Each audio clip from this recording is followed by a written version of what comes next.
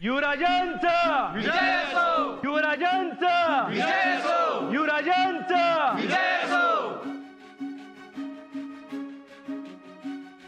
शंभूराजे,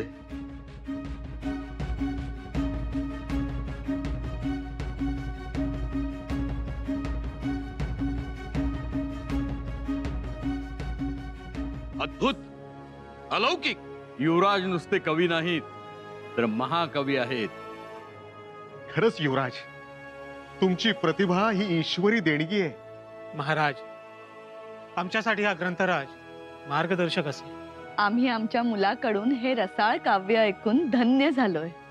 याबद्दल सुनबाईंना आमची शाबासकी। हो ना, आज त्यांच्यामुळे हे अगाध ज्ञान सगळ्यांसमोर आलंय। असं बोललं युवराज, तोंडातनं मोती पोळ पडत होतं जणू।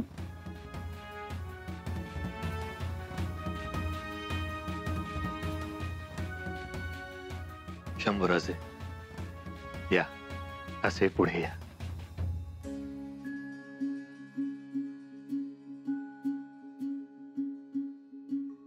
शंभूराजे, तुमच्या या प्रतिभेनं तुम्ही आज आम्हाला थक्क केलात। तुमच्यातल्या या महाकवीला आमचा प्रणाम। आबासाहेब, अलौकिक प्रतिभा आणि अद्वितीय पराक्रम याचं मिलन आज तुमच्यामुळे घडलं। तुमच्या तलवारीची धार श्रेष्ठ का तुमच्या शब्दांची धार श्रेष्ठ? आज आम्हाला प्रश्न पडलाय। आता रणांगणात लढताना तुमचं शरीर रक्तानं मागतं, पण मन मात्र चांदण्यात नाहून निघतं। आता आम्हाला समजतंय तुमच्या घोड्याच्या टापा देखील इतक्या लयबद्ध कशा काय ते। वाह शंभूराजे वाह, तुमच्या या मधाळ रसाळ शब्दांनी तुम्ही आज शौर्याला कुरवाळत, धैर्याला शृंगारलत, विवेकाचे दुर्ग उभे केलेत। कसं असावं कसं नसावं हे तुम्ही सगळ्यांना अगदी सहजपणे सांगितलं। आम्ही खुश आहोत। आबासाहेब, आपला आशीर्वाद। शंभूराजे, आपल्या या स्वराज्याला सिंहासन आहे, स्वराज्याला भगवा आहे, हर हर महादेव हा मंत्र आहे, पण स्वराज्याला मार्गदर्शक ग्रंथ नव्हता। आज आम्हाला तो मिळाला। आबासाहेब, होय, श्री बुधभूषण। हा बुधभूषण आम्ही प्रत्येक गडकोटावर ठेवू। यापुढे आपले साथीदार, आपले सहकारी हा ग्रंथ वाचतील। शंभूराजे, तुमच्या लेखणीप्रमाणेच तुमची तलवारही झुंजार आहे। परवाच तुम्ही एक दुर्गम गड स्वराज्यात आणलात।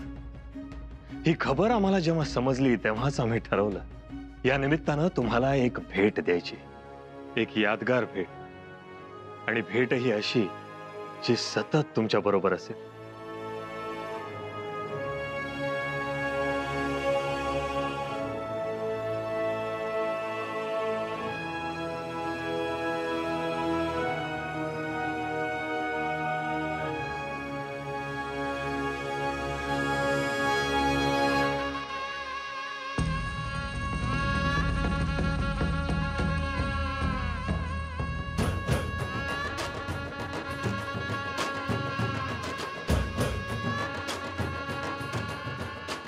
ही तलवार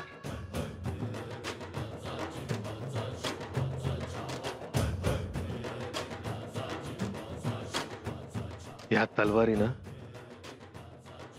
तुमचा पराक्रम अजिंक्य राहील। युवराजांचा विजय असो, युवराजांचा विजय असो, युवराजांचा विजय असो।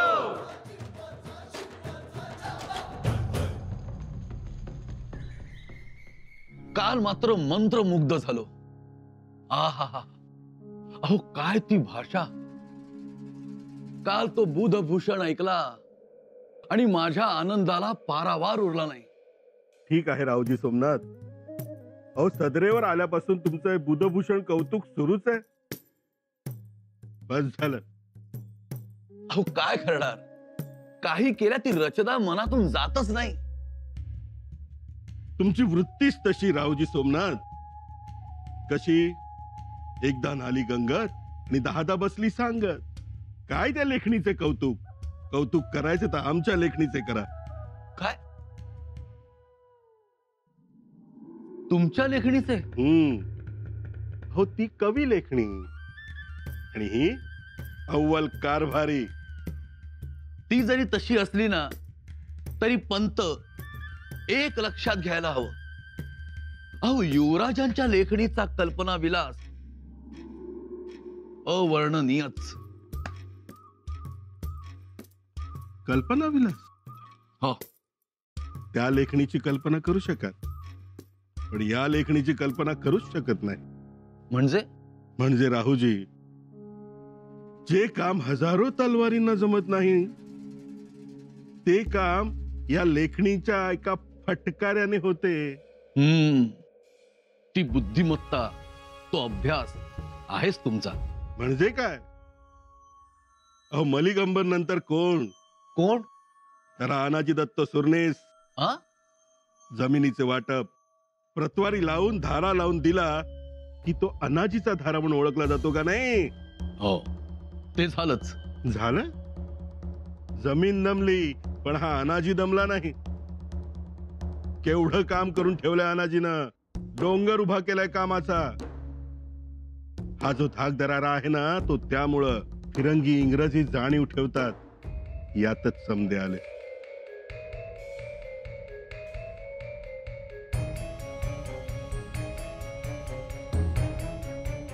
मालक, बाबूलाल व्यापारी गड चढायला लागल्यात.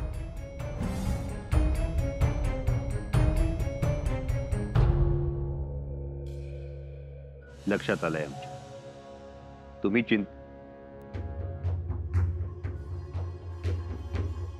युवराज, जो कावळ्या घाटातला चौकीदार, त्यानं गुन्हा केलाय.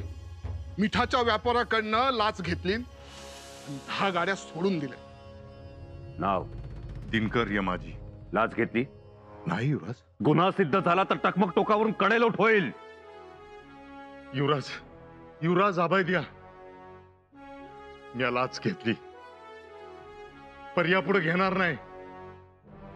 खंडोबा शपथ. खामोश. देवादिकांच्या हवाल्यावर इथला कारभार चालत नाही, चालणार नाही. काय कमी आहे तुम्हाला स्वराज्यात? वेतन कमी आहे? नाही. मग का हा स्वराज्यद्रोह? जरा बघा, डोळे उघडून बघा यांच्याकडं. हे सरदार संताजीराव बोबडे यांचं कुटुंब. सरदार संताजीराव बोबडे ठाऊक आहे? ज्यांच्या खांद्यावर महाराजांनी सुरतेतलं अगणित धन स्वराज्यात सुखरूप आणण्याची जबाबदारी सोपवली ते संताजीराव बोबडे. अगणित थैल्या, बैलगाड्या, सोनं नाणं, चांदी, हिरे, माणकं, मौल्यवान वस्तू. मोजदाद करणाऱ्या माणसांच्या मणक्याला पोक आलं, पण त्या खजिन्यातली एक मोहर सुद्धा स्वतःकडे ठेवण्याचा मोह झाला नाही संताजीरावांना. म्हणून सिंधुदुर्ग उभा राहिला. त्या सिंधुदुर्गाच्या पायात केवळ शिस नाही ओतलं, सरदार बोबड्यांचा प्रामाणिकपणा सुद्धा ओतलाय. आज त्यांच्या मुलीच्या लग्नासाठी दाम कमी पडतो, पण लग्न थांबत नाही, थांबणार नाही. हे स्वराज्य त्यांच्या पाठीशी भावासारखं उभं राहील. त्यांनी मागावं आणि या रायगडानं ते द्यावं. आणि तू मिठाची लाच घेतोस, हरामखोरी करतोस. युवराज माफी द्यावी. स्वराज्यात गुन्ह्यासाठी शिक्षा ही ठरलेलीच. तात्याबा जी, घेऊन जा यांना. चला.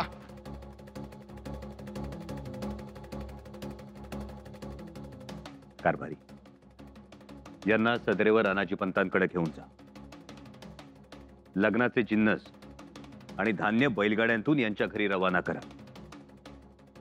लग्नाचा खर्च तर द्यायलाच सांगा, पण तेवढीच रक्कम वर खर्चासाठी सुद्धा द्या. या. कसं आहे, प्रामाणिक आणि निष्ठावंत आपण नाहीत का हो? आहोत तर. मग मला सांगा राहूजी, प्रामाणिकपणाने वाडे हुंडे बांधलेत का हो? का निष्ठा तुमच्या पोळीवर तूप टाकते, अय्याशी देते, आराम देते? नाही. अहो तिथे लागतो दाम, खणखणणाऱ्या मोहरा. मोहरा घाटीशी असल्यानं लोक मान देतात. हे खरं आहे, पण खरं सांगू, हा लोभ आहे, मोह आहे. मोह कुठे नाही, मोह सर्वत्र आहे. अहो खुद्द मोहरात मोह आहे. मग तर बाकीच्या गोष्टी सोडा. ते झालंच, पण गोष्टी जर डोळ्यावर आल्या कशा येतील? अहो तेवढा आपण हुशार राहायला पाहिजे. आणि जर तेवढी हुशारी जमली नाही तर तो गुन्हा ठरणार. कसं आहे ना, नुसता चुना खाल्ला तर लोक हसतील, शिवाय गालाची आतून साल्टी निघेल. आणि तरीही चुना खायचा झालाच तर तो विड्यातून खावा. हे तर पटतंय ना? पटलं. तसंच इथं एक गोष्ट लक्षात ठेवायची, घेणाऱ्याने देणाऱ्याला दानपेटी दाखवायची. दानपेटी टाक बाबा असंच म्हणायचं, म्हणजे ती चोरी न होता दक्षिणा होते. दानाचा धर्म सांभाळला जातो आणि लोक या दानपेटीकडे आदराने बघतात. आणि आपल्यालाही घेताना संकोच वाटत नाही. आलं लक्षात. पण आहात हिकमती. आजच्या जगात याला पर्याय नाही. आता बाबूलाल व्यापारी येतोय, तो मोकळ्या हाताने थोडाच येणार. परिस्थिती बघायची, जमून आलं, साधला मेळ ही करायची दानपेटी पुढं. नाही करा, पण आम्हाला घेऊ नका. नाही घेणार. तुम्ही प्रामाणिक आहात, पण प्रामाणिकपणाची दुसरी बाजू माहिती आहे तुम्हाला? तो पायाने अधू आहे, उचलून कडेवर घ्यावं लागतं. सुरुवातीला बरं वाटतं, पण नंतर त्याचं ओझं झेपत नाही आपल्याला. कळलं? आलं लक्षात. थांबा, काय आहे पेटीत? मालक, यात मोत्याच्या माळा, मोत्याचे कर्णफुले, नथी आणि हार आहे. विसाजी, त्यांची पेटी उघडा, तपासा, याची बी झडती घ्या आणि समद्या सामानाची यादी करून द्या. बर, जा. ये रे बाबा, ये इकडं.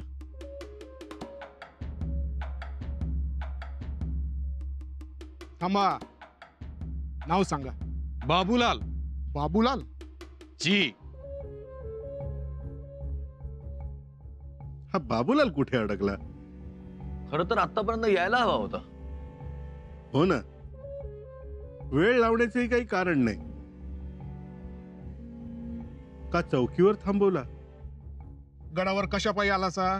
मी तंबू कनातीच्या कापडाचा व्यापारी, कापडाचा नमुना दाखवायला आलोय. आमासनी तपासून बघावं लागतील, तसं आज नाही सोडता यायचं. पण कापडात तसा काहीच नाही.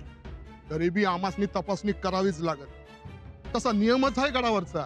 तुम्ही कोणाला तपासत आहात? मला सुरनिसानी बोलवलंय. अरे बाबा, आनंदाने जा की, पण नियम पाळून जा. सुरनिसांना समजलं तर त्यांचा राग माहिती आहे ना. अरे बाबा, का माझ्या चाकरीच्या जीवावर उठतोयस? हा? आणि तपासणी करून द्याला का तुम्हाला अवघड जाते? माझा अपमान आहे तो.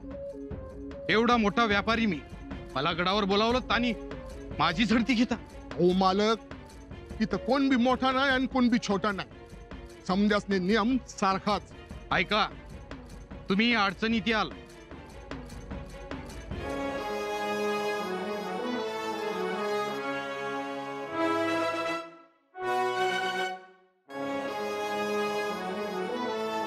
म्हणजे तुम्ही मला सोडणार नाही? नाही. बाबूलाल व्यापाऱ्याला. हे बघा, तुम्ही व्यापारी हायसा, व्यापारासारखाच राहा. आम्ही एवढं कुणाचं ऐकून घेत नाही, पण तुम्ही तर जास्तच करायला लागला. सुरनिसांनी पाठवलंय.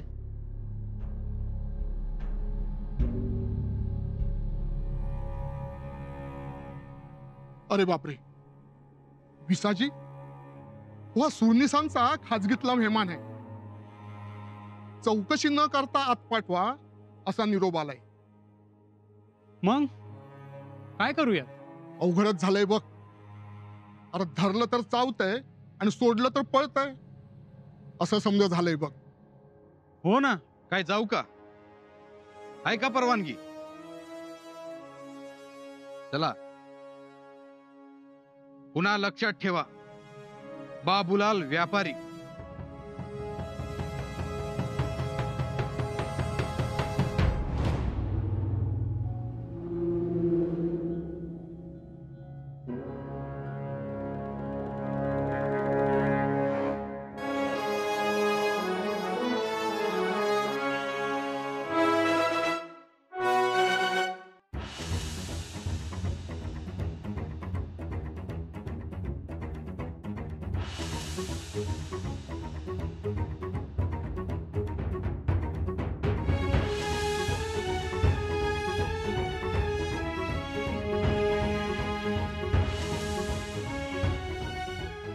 यांची झडती घ्या आत्ताच्या आत्ता.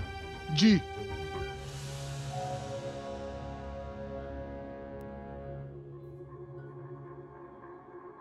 अनाजी पंत, या घेतलात कानोसा? अहो कसला कानोसा आणि कसं काय? का काय झालं? एवढे घाबरलात का? कारण ऐकलं ना तर तुम्ही तेवढेच घाबराल. हो. आम्ही? हो. हा रायगड तर वितळत नाही ना? मग तर झालं. पंत, अहो रायगड कशाला वितळतोय? तो काय आपल्यासारखा हाडामासाचा बनलाय का? पंत, कावळा घाटाच्या चौकीदारास शिक्षा झाली. त्या दिनकर यामाजीस? हो, काळ कोठडीची शिक्षा. वासोट्यास रवानाही केले त्यास. कोणी केली शिक्षा? शंभूराजांनी. का? अहो का म्हणजे लाच घेताना पकडला त्याला. पण म्हणून लगेच कारवाई, लगेच शिक्षा? हे शंभूराजे फार घाई करतायत बुवा. कसं आहे, आरोप होतात पण ते सिद्ध व्हावे लागतात आणि एकदा का सिद्ध झाले मग शिक्षा. अहो मी तर म्हणेन मग फासावरच द्या. पण तडकाफडकी वागणं हे बरं नव्हे. पंत, अहो तो दिनकर यमाजी कबूल झाला. हड तेरी इसको डाव बुड्या. पण पंत, जुना चौकीदार होता ना तो? हो, माणसं जुनीच आहेत पण युवराज अजून नवीन आहेत ना? हो, पण आवडतात सर्वांना. तसं नाहीये. अहो बोलता येत नाही. न्याय करण्यासाठी आपल्याकडे निराजी पंत आहेत, काजी हैदर आहेत. मग यांनी हस्तक्षेप का करावा? मला मगाशी आदेश दिला सरदार संताजी बोबडेंच्या कुटुंबाला मदत करण्याचा. आम्ही केली मदत. आता हा भार सरकारी तिजोरीवर पडणार. ती तूट कशी भरून काढणार?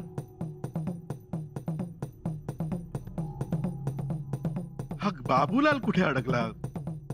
ही लोक अशी काळजी वाढवतात. बसता तुम्ही सोडताय की आम्ही सोडायला सांगू? युवराज ऐका. आतापर्यंत तुमचंच ऐकतायत ना चौकीदार? आमचं ऐका. थोडा गाठ. तात्याबा व्हा पुढं. जी.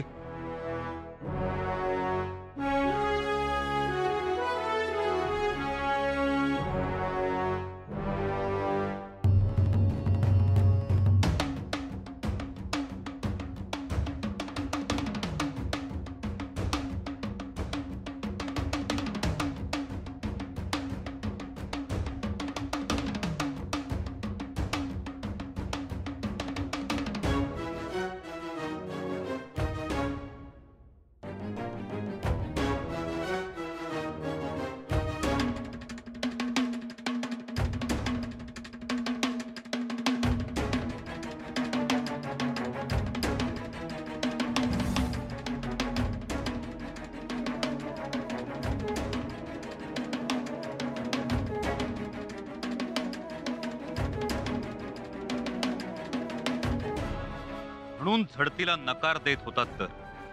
नाही म्हणजे कुणासाठी आणलाय हा नजराणा?